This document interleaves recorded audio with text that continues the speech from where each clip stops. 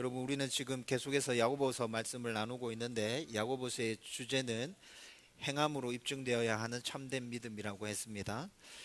지난 2주 동안 우리는 거짓 지혜와 참된 지혜에 대해서 함께 생각했었죠. 거짓 지혜는 세상의 사고방식과 그리고 우리의 욕망과 마귀로부터 나오는 것들이라고 함께 생각하고 말씀을 나누었습니다. 그래서 거짓 지혜는 모든 공동체 가운데 독한 시기와 다툼을 유발시켜서 공동체를 무너뜨린다고 그렇게 함께 말씀을 나누면서 생각했었죠. 반면에 참된 지혜는 하나님께로부터 나오는 것이고 성결과 화평과 관용, 양순, 긍휼, 선한 열매가 가득하고 편견과 거짓이 없는 것이라고 했습니다. 그리고 참된 지혜는 공동체를 세우고 또 내 주위에 있는 사람들을 세우며 하나 되게 만드는 것이라고 우리가 그렇게 말씀을 함께 생각하면서 나누었죠. 참된 지혜가 가득한 것과 성령 충만한 것을 같이 보아도 큰 문제가 없다고 지난주에 그렇게 말씀을 나누었었고요. 그리고 참된 지혜와 성령 충만한 것, 이 두 가지 모두 다 우리의 인격과 성품을 통해서 나타나게 된다고 그랬죠. 그래서 여러분들 가운데 참된 지혜가 가득하고 여러분들이 성령 충만하다는 것이 우리의 성품과 인격을 통해서 나타나야 돼요. 그것이 행함으로 입증되어지는 믿음. 내가 성령 충만하다, 내가 참된 지혜가 있다, 말로만 그렇게 하는 것이 아니라 우리의 성품을 통해서 그런 것들이 나타날 때 참된 믿음이라는 것이죠. 오늘은 거짓 지혜가 항상 불러오는 독한 시기와 다툼의 근원에 대해서 한번 생각해 보고요. 이 문제를 어떻게 해결할 수 있는지 말씀을 통해서 그 답을 한번 찾아보려고 합니다. 여러분, 우리의 삶 가운데서 단 하루도 그치지 않고 계속되는 것이 있습니다. 겉으로 표가 나게 나타날 때도 있고 표가 나지 않게 내면에서 일어날 때도 있지만 잘 생각해 보면 매일 우리의 삶 가운데서 계속 반복적으로 일어나는 것들입니다. 여러분, 이게 무엇일까요? 오늘 본문에서 우리가 읽었죠. 싸움과 다툼입니다. 싸움은 전쟁과 같은 대규모의 집단적인 행동을 말하는 것이고요. 다툼은 소규모의 개인적인 그런 행동을 말하는 거죠. 그런데 싸움과 다툼은 우리 삶 가운데 언제나 있어 왔습니다. 나 자신에 대해서 못마땅한 부분들 여러분들 있죠? 나 자신과 다투는 거예요. 그리고 늘 얼굴을 마주 대하지만 굉장히 편하지만 끊이지 않고 계속되는 가족들 간의 다툼. 오늘도 혹시 다투고 오셨나요? 불편한 마음이 있습니까? 자녀들을 대할 때 하루도 다투지 않고 넘어가는 일 없죠? 저는 그런 것 같아요. 하루에도 이런 다툼은 수십 번씩 내 삶 가운데 일어나고 있는 것 같습니다. 그런데 수십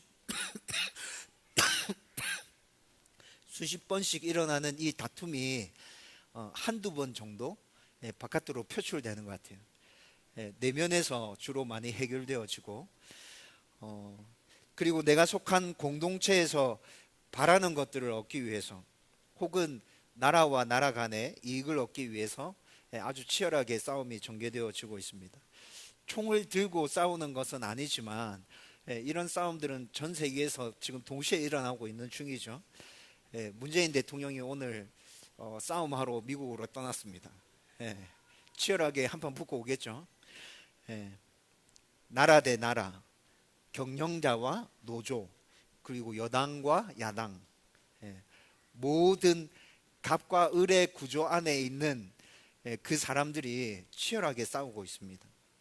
그래서 오늘 본문에서도 이 싸움과 다툼이라는 단어를 쓸 때 헬라어로 살펴보면 단수형이 아니라 복수형으로 쓰고 있어요. 우리 삶 가운데서 이 싸움과 이 다툼은 계속해서 일어나는 것들이라는 거죠.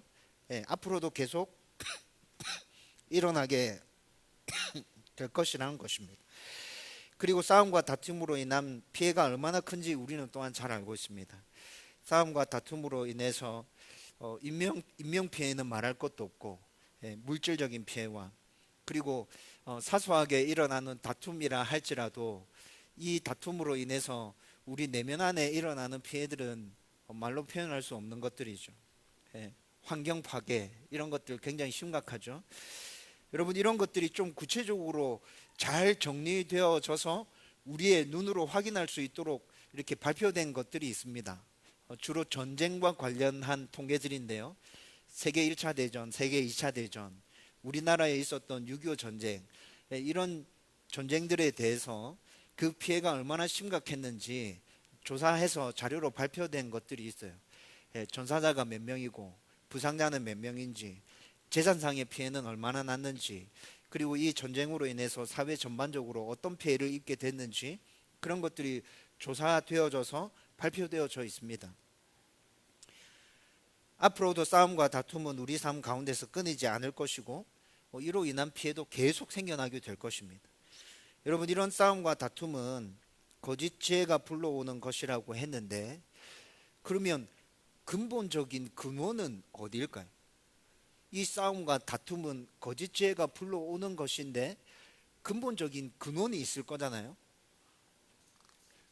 무엇이 근원이기에 이 싸움과 다툼은 우리 삶 가운데서 끊이지 않고 계속해서 일어나는 것일까요? 그리고 싸움과 다툼을 잘 통제하고 참된 믿음을 행함으로 보이며 살기 위해서 우리는 도대체 어떻게 하면 될까요? 여러분, 이런 것들에 대해서 오늘 말씀을 생각하면서 그 답을 찾아보려고 하는 것입니다.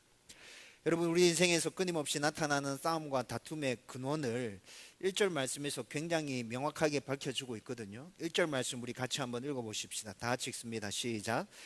너희 중에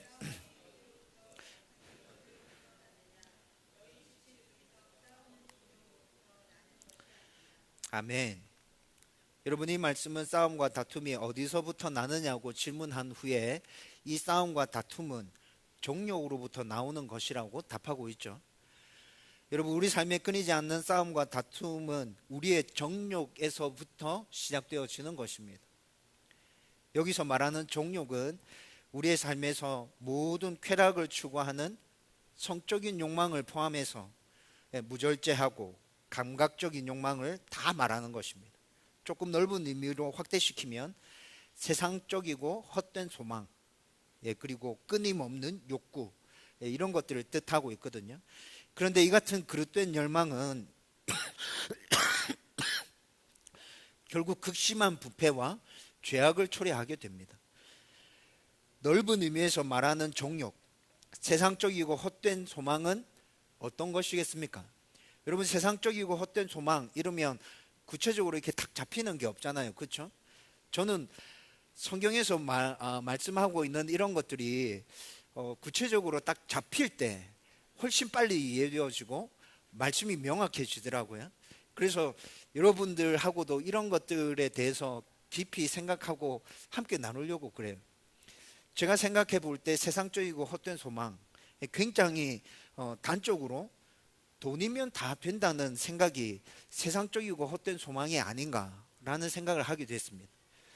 그래서 어떻게 해서든 돈만 벌면 된다는 생각을 하는 것, 이것이 바로 세상적이고 헛된 소망이며 이게 바로 정욕인 거죠. 내가 돈을 벌 수 있다면 죄를 지어도 된다. 여러분, 보편적으로 사람들이 가지고 있는 생각들 아닌가요? 다른 사람에게 피해를 입혀도 내가 돈을 많이 벌 수 있다면 상관없다. 그렇게 돈을 벌었는데 안 잡히면 좋지만 만약에 잡힌다면 몇 년 감옥에 갔다 오면 돈이 있기 때문에 괜찮다. 자기는 평생 감옥에 있게 된다 할지라도 이 돈으로 내 새끼들이 잘 먹고 잘 살 수 있기 때문에 그것도 괜찮다. 여러분, 이게 보편적인 생각 아닌가요? 그래서 몇 번의 돈 세탁을 해서 아무도 모르게 돈을 꽁꽁 숨겨놓고 자기 새끼들한테만 이렇게 싹 얘기해줘서 그 돈으로 잘 먹고 잘 살아라 이렇게 해주는 사람들 굉장히 많죠. 여러분 2, 3년 전에 젊은이들에게 이렇게 하는 것에 대해서 설문조사를 한 어느 자료를 제가 봤던 기억이 있습니다. 정의감이 제일 높다고 하는 그 세대들에게 이렇게 하는 것에 대해서 물어봤어요. 어떻게 생각하냐? 괜찮다 생각하냐? 여러분 어떻게 답했을 것 같아요? 젊은 사람들이 20대 30대 괜찮다고 답했어요. 그럴 수 있죠. 저도 그럴 것 같아요. 이렇게 답하는 거예요. 돈이 되면 나쁜 짓을 할 수도 있습니다. 돈이 되면 다른 사람에게 피해를 줄 수도 있습니다. 큰 피해가 아니라면. 그렇게 돈을 벌어서 잘 숨기고 안 잡히도록 도망 다니다가 혹시라도 잡혀서 감옥 갔다 오면 몇 년 있다가 다시 나와가지고 그 돈으로 잘 먹고 잘 살면 되잖아요. 내가 이 나라에 살 수 없는 그런 상황이 된다 하면 그 돈을 가지고 다른 나라 가서 살면 되잖아요. 이게 답이었어요. 돈 앞에서 법과 윤리와 도덕과 정의와 삶의 가치와 인간의 존엄이 다 무너져 내린 것이죠. 그리고 끊임없는 욕구. 여러분 이건 뭐겠습니까? 끊임없는 욕구. 이렇게 세상적인 방법으로 엄청난 돈을 번 사람이 정상적인 삶을 살 수 있을까요? 그렇지 못할 거예요. 여러분 인간의 욕구에는 한도 끝도 없잖아요. 여러분 잘 알고 계시지 않습니까? 이 욕구가 통제되어지지 않는다면 우리는 짐승과 다를 바가 없습니다. 해외 토픽에서 이런 모습을 확인했던 적이 있었습니다. 여러분 제가 지금 말씀드리는 거 실제로 일어나고 있는 일들입니다. 영화에서도 이런 사건을 다루고 있었던 것을 제가 영화로 본 기억이 있습니다. 돈이 엄청 많은 사람들이 자신들의 끊임없는 욕구를 채우기 위해서 인간 사냥을 하는 거예요. 돈으로 무엇이든지 할 수 있다는 생각으로 이것도 해보고 저것도 해보고 다 해봤는데 끊임없이 끌어오르는 자신의 욕구를 다 채울 수가 없어가지고 결국에 하는 짓이 인간 사냥입니다. 건강한 노숙자들을 납치해서 무인도나 사막에다가 풀어놓습니다. 그리고 몇 시간이 지나고 난 다음에 총을 든 사냥꾼들이 사냥하러 가는 거죠. 여러분 이 사냥꾼들은 오토바이와 차와 심지어는 헬기까지 동원해서 사냥감을 몹니다. 막 몰아가지고 그래서 사냥하게 되는 거죠. 죄악된 욕구의 끝인 것처럼 보이는 이런 인간 사냥을 주선해주고 그리고 이 일들을 진행시키는 브로커들이 있습니다. 여러분 진짜 이 세계 가운데 일어나고 있는 일이에요. 여러분들 이것뿐만이 아니라 여러분들도 다 알고 계실 건데 젊은 여성들을 납치해서 매춘부로 해외로 팔아넘기는 것, 장기 이식을 위해서 사람을 납치해서 팔아넘기는 일, 이런 일들이 일어나고 있다는 것 우리 알고 있지 않습니까? 여러분 이런 것들이 끊임없는 욕구, 정욕인 것입니다. 이런 정욕으로 충만한 사람들이 돈만 많고 자기 욕구들을 마음대로 이루면서 산다고 여러분 잘 사는 것처럼 보이세요? 부러우시나요? 절대 그렇지 않죠. 그런데 여러분 솔직하게 말하면 성도들 중에 이 땅 가운데 존재하는 많은 성도들 중에 이럼에도 불구하고 돈이 많으면 좋겠다고 생각하는 성도들이 많이 있습니다. 불법을 행하더라도 다른 사람들에게 피해를 주더라도 돈을 많이 벌면 좋겠고 내가 하고 싶은 거 다 해보면서 그렇게 살면 좋겠다고 생각하는 성도들이 많은 것 사실이잖아요. 저도 돈이 많은 것이 부러울 때가 있습니다. 저도 돈 좋아하고 돈 많았으면 좋겠습니다. 경제적인 부분에 있어서 더 능력 있지 못해서 저희 아이들한테 미안할 때 있고 저희 집사람한테 미안할 때 있습니다. 그렇지만 제가 정말 우리 아이들과 집사람에게 해주고 싶은 것은 돈을 많이 벌어서 풍족한 생활을 하게 해주고 그 돈을 물려주는 것 아닙니다. 본능과 욕구에 충실하게 정욕대로 살 수 있도록 그 앞길을 활짝 열어주는 것 절대 아닙니다. 하나님의 사랑을 받고 사람들의 사랑을 받는 법을 알려주고 싶습니다. 하나님을 사랑하고 이웃을 사랑하는 법을 알려주고 싶습니다.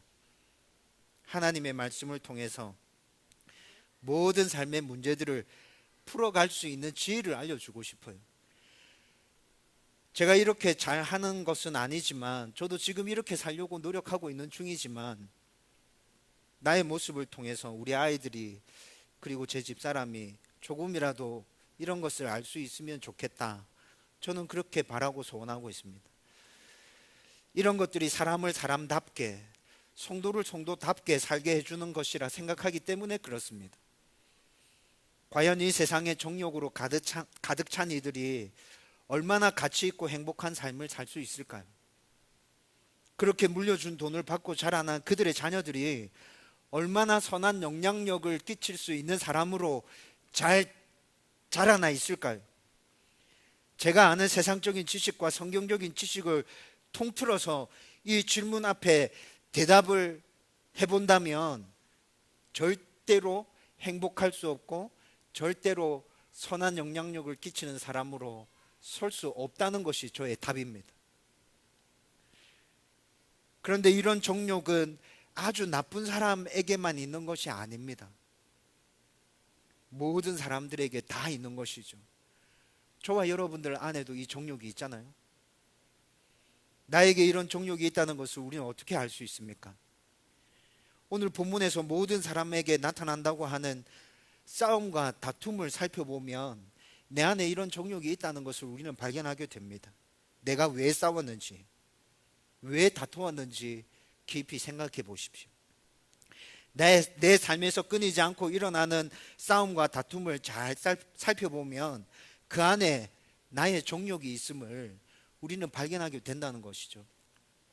제가 자주 말하는 것인데, 여러분들은 자신을 잘 살펴볼 줄 알아야 합니다. 어떻게 자신을 잘 살펴보아야 합니까? 자신을 향해서 왜라는 질문을 던지면서 나의 내면을 잘 살펴보고 나에 대해서 생각해 보세요. 왜라는 질문을 던지면서 내가 왜 화가 났지? 내가 왜 이렇게 결정했지? 내가 왜 이렇게 생각하고 있을까? 내가 지금 왜 기분이 좋지? 여러분, 이렇게 왜라는 질문을 자기 스스로에게 던져보세요. 그러면 내 내면에 무슨 생각이 들어있는지 그것들이 발견되어질 거예요. 그런데 이렇게 나 자신을 살펴보면 언제나 싸움과 다툼의 깊은 곳에 정욕이 있음을 발견하게 됩니다. 나의 본능과 욕구에 충실하고 나 중심적이고 굉장히 교만하고 내가 최고가 되고 싶은 정욕이 내 안에 있음을 발견하게 된다고요. 이 정욕이 나의 힘으로는 충족되어지지 않기 때문에 이것들을 얻어내기 위해서 우리는 삶 가운데서 치열하게 싸우고 다투고 있는 것입니다. 하지만 우리의 필요들 중에서 근원적으로는 정욕에서 기인한다고 하더라도 정말 우리들에게 필요한 것들도 있습니다. 지금 우리나라 대부분에서 극심한 가뭄에 시달리고 있지 않습니까? 농업 용수가 굉장히 부족하죠. 이 상황에서는 농사 짓는 모든 사람들에게 물이 꼭 필요합니다. 그런데 물이 너무 부족하기 때문에 다투고 싸우는 거잖아요. 물이 필요한데 내가 먼저 물을 가져가야겠다 막 이러면서 다투는 거잖아요. 성경의 가르침대로라면 그리스도인들은 이런 상황에서 어떻게 해야 될 것 같아요? 양보해 줘야 될 것 같지 않아요? 양보해 줘야 될 것 같은데 그러고 싶은 마음 전혀 안 생기죠. 네, 상황이 그렇지 않잖아요. 내 눈에 지금 뭐가 다 말라 비틀어지고 있는데 이 물이 또 언제 올지 모르겠는데 그거 양보해 줄 수 있겠어요? 이거 진짜 힘든 일이죠. 여러분, 이런 경우도 잘 생각해 보면 모든 사람에게 물이 필요한 상황에서 나의 필요를 먼저 채우려는 욕심에서 싸움이 시작되는 것 아닙니까? 이런 싸움도 정욕에서 기인하는 싸움이 맞다는 생각이 듭니다. 그렇지만 꼭 필요한 상황이잖아요. 물이 꼭 필요하잖아요. 여러분, 이런 경우는 자연재해와 전쟁 상황 중에 굉장히 자주 발생합니다. 이럴 때 우리는 어떻게 해야 되겠습니까? 2절 말씀에서 이럴 때는 구하라고 말씀하고 있습니다. 구해라. 너희들 정욕에서부터 비롯되는 것, 너희들의 욕심에서 비롯되는 것 맞긴 한데 그거 너희들 삶 가운데 지금 꼭 필요한 거잖아. 그거 꼭 필요하기 때문에 그런 거 구해도 돼. 하나님께서 그렇게 말씀해 주고 계시죠. 이 말씀은 우리의 필요를 구하라고 말씀하시는 다른 성경 말씀과 맥을 같이 하고 있는 것입니다. 그리고 우리의 필요에 대한 간구에 하나님께서 반드시 응답해 주시겠다는 강력한 메시지를 이 말씀 안에 담고 있어요. 그런데 정말 나에게 필요한 것이라 생각하고 하나님께 구했는데 목사님 응답이 없어요 라고 말하는 분들 계실 줄 압니다. 그런데 여러분, 기도의 응답 가운데는 여러 가지 있다는 것 우리가 잘 알고 있지 않습니까? 그것들은 기다리라는 응답일 수도 있습니다. 그리고 또 그것들 말고 내가 다른 것으로 너희들 가운데 허락해 줄게. 네가 구하는 거 말고 다른 거. 그런 응답일 수도 있고요. 그리고 안 된다라는 응답일 수도 있죠. 여러분, 기도를 계속 하다 보면 이런 응답들은 자연스럽게 구분되어집니다. 아, 하나님께서 기다리라고 하시는 거구나. 아, 하나님께서 다른 것을 나에게 주시구나. 안 된다고 말씀하시는구나. 알게 되어지겠죠. 그런데 3절 말씀에서 안 된다라는 응답은 정욕으로 쓰려고 잘못 구했기 때문에 안 된다라고 응답하는 것이라고 말씀하고 있습니다. 여러분, 나는 잘 몰랐는데 내가 구하고 기도하는 것들 중에 정욕으로 구하는 기도 제목들이 있습니다. 하나님께서는 그것들에 대해서 안 된다고 말씀하시죠. 여러분, 이런 것들 어떻게 분별할 수 있어요? 제가 좀 전에 말씀드렸던 것처럼 이런 것들 또한 나의 마음을 잘 살펴보는 것 가운데서 분별할 수 있게 될 거예요. 여러분들이 이런 연습을 계속함으로 하나님께서 안 된다라고 응답하시는 그 응답도 기쁨으로 받아들일 수 있게 되기를 바랍니다. 여러분, 이렇게 거짓 죄가 불러오는 싸움과 다툼의 근원은 우리의 정욕이라는 것을 지금 살펴봤죠. 그러면 우리의 정욕은 어떻게 통제할 수 있을까요?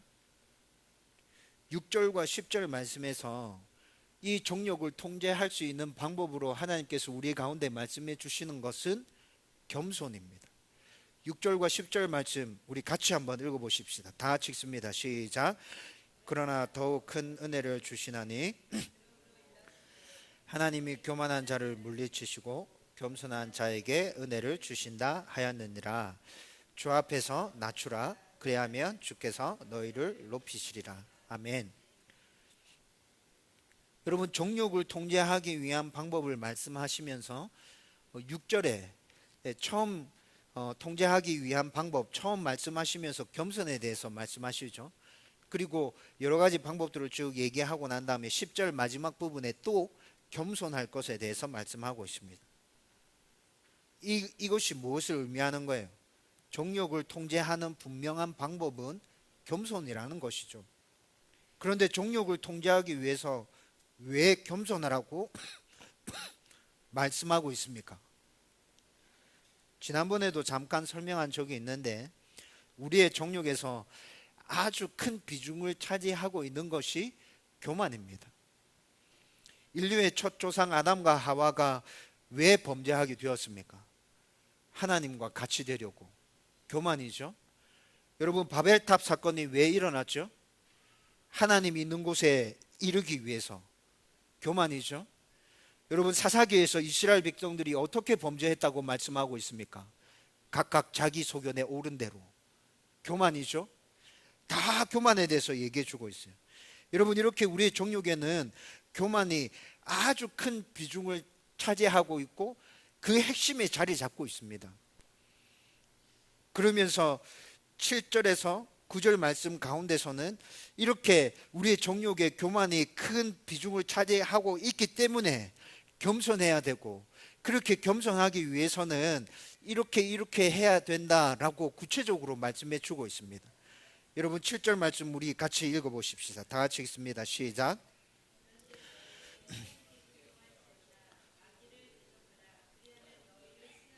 아멘. 7절 말씀에서는 겸손함으로 정욕을 통제하기 위해서는 두 가지 말씀을 해주고 있는데, 첫 번째는 하나님께 복종하라는 것입니다. 여러분, 이 말은 아주 적극적인 의미의 순종을 나타내는 것입니다. 하나님께 자신의 모든 것을 자발적인 자유의지에 의해서 내어 맡겨드리는 것. 하나님, 저의 모든 것들을 하나님 손에 맡겨드립니다. 하나님이 말씀해 주시는 대로 저는 결정하고 저는 그렇게 살겠습니다, 그렇게 따라가겠습니다 라고 하나님께 다 내어드리는 것을 말씀하고 있는 것이죠. 여러분, 이렇게 우리의 모든 것을 하나님 앞에 내어 맡겨드릴 때 우리는 겸손해질 수밖에 없겠죠. 이것 말고도 우리가 하나님께 복종할 수밖에 없는 이유는 아주 명백합니다. 우리는 하나님이 창조주이심을 믿고 있잖아요, 그렇죠? 하나님이 나를 창조하신 분이라고 우리는 확실히 믿고 있습니다. 그렇다면 피조물인 인간이 창조주 하나님께 복종하는 것은 당연한 일 아닙니까? 그리고 오직 하나님의 은혜로 구원받아서 하나님의 자녀가 된 나의 아버지 되신 그 하나님께 복종하는 것 또한 너무 당연한 일인 거잖아요. 그리고 또 뿐만이 아니라 세상적인 정욕으로 시기와 다툼이 일어나는 신앙 공동체의 그 분쟁들을 해결하기 위해서 무엇보다도 겸손함으로 하나님께 복종해야만 합니다. 이렇게 복종할 때 우리는 겸손해질 수밖에 없고 우리 안에 있는 다툼과 싸움들은 모두 다 해결되어 질 수 있게 되는 것이죠. 하나님께 복종함으로 겸손한 저와 여러분들이 되기를 바랍니다. 그리고 두 번째는 마귀를 대적하라고 말씀하고 있습니다. 여러분, 겸손함으로 정욕을 통제하기 위해서 왜 마귀를 대적하라고 말씀하고 있습니까? 우리를 교만하도록 부추기는 제일 큰 요주의 인물이 마귀입니다. 그래서 마귀를 대적하라고 말씀하고 있는 것이죠. 예수 그리스도의 이름으로 마귀를 대적할 때 마귀는 도망가게 됩니다. 우리에게 힘과 능력이 있는 것이 아니라 예수 그리스도께 힘과 능력이 있기 때문에 그렇습니다. 여러분, 하나님의 다스리심과 통치하심이 필요하다고 생각되는 모든 곳에 예수의 이름을 선포하십시오. 예수의 이름으로 명하나니 마귀는 떠나가라 라고 명하십시오. 그리고 하나님의 다스리심과 통치하심이 이곳 가운데 풍성하게 임하게 하여 주옵소서 라고 간구하십시오.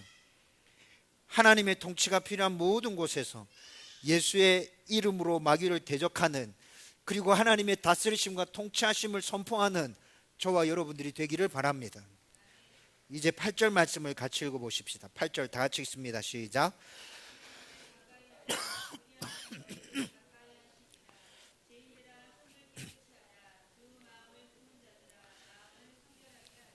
아멘. 겸손함으로 정욕을 통제하기 위해서 세 번째는 하나님을 가까이 하라고 말씀하고 있습니다. 여러분, 하나님을 가까이 하면 하나님이 얼마나 위대하신 분인지, 얼마나 광대하신 분인지, 그분이 얼만큼 전지전능하신지 알게 되어질 것입니다. 그리고 내가 어떤 은혜를 받았는지도 알게 될 것입니다. 그러면 우리는 겸손해질 수밖에 없겠죠. 그리고 우리가 하나님을 가까이 하면 하나님께서 우리를 가까이 해주신다고 말씀하고 있잖아요. 하나님께서 우리를 가까이 해주시면 우리는 더 깊은 하나님의 은혜 속으로 들어가게 될 것입니다.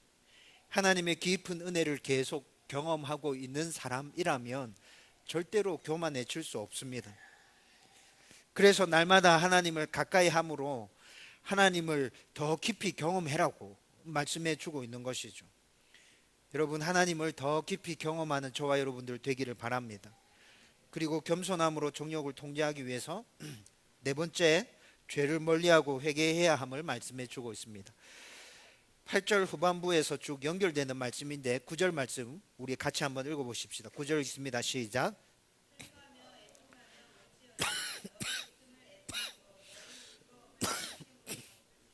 아멘. 8절 후반부에서 손을 깨끗이 하라는 말씀은 구약시대의 제사장들이 제사를 드리기 전에 손을 깨끗이 씻었던 것을 말하는 것인데, 이것은 죄를 회개하고 거룩함으로 하나님께 나아간다는 의미를 담고 있었습니다. 그래서 제사장들은 제사를 드리기 전에 물두멍에서 항상 손을 씻고 들어갔었습니다. 신약시대로 넘어오면 이 이 말씀이 계속 유지되는데 어떻게 유지되느냐? 신학 시대로 넘어오면 거룩해지고 깨끗해지고 늘 회개해야 된다는 의미로 음식을 먹기 전에 늘 손을 씻으라고 성경에서 얘기해 주고 있어요. 신약 성경에는 이렇게 이어지고 있죠. 그리고 두 마음을 품은 자들아 마음을 성결하게 하라 라고 말씀하고 있는데, 이 말씀은 말씀 그대로 두 마음을 품은 자들에게 결단을 촉구하고 있는 것입니다. 믿음과 의심, 바알과 하나님, 세상과 하나님, 이렇게 양다리를 걸치고 있는 자들에게, 그 사이에서 갈등하고 있는 자들에게 하나님을 붙들 것에 대해서 촉구하고 있는 것이죠. 다시 말하면 죄에서 회개하고 돌아서서 하나님을 붙들라는 것입니다. 그리고 9절에서는 철저한 회개로 하나님께 나아갈 것을 요구하고 있습니다. 이렇게 죄를 멀리하고 철저히 회개하면 당연히 정욕으로부터 멀어지고 겸손하게 될 것입니다. 날마다 자신의 모습을 살펴보면서 회개하고 예수님을 닮아 거룩해져 가는, 그리고 겸손해져 가는 저와 여러분들이 되기를 주님의 이름으로 축원드립니다. 이제 말씀을 정리하려고 합니다. 거짓 지혜가 불러오는 독한 시기와 싸움과 다툼은 우리의 정욕에 그 근원을 두고 있습니다. 여러분, 이 정욕은 나만 잘 되면 된다는 욕심과 교만이 지배하고 있어요. 때문에 예수님을 믿는다고 말하지만 우리의 정욕의 근원을 둔 싸움과 다툼이 우리의 삶 가운데서 계속해서 일어나고 있다면 우리는 세상과 보타고 있는 자들입니다. 욕심과 교만으로 가득 차 있고 참된 믿음이 없는 자들인 거죠. 말로만 나는 예수님 믿고 있다라고 고백하고 있는 사람들인 거죠. 하지만 욕심과 교만으로 가득 차 있는 정욕을 내려놓으면, 내가 나를 잘 되게 하려는 그 마음을 내려놓고 하나님을 붙들면, 오늘 성경에서 뭐라 얘기해 주고 있죠? 하나님께서 은혜를 주신다고 말씀해 주고 있잖아요. 10절 말씀에서 하나님께서 우리를 높여주신다고 말씀하고 있지 않습니까?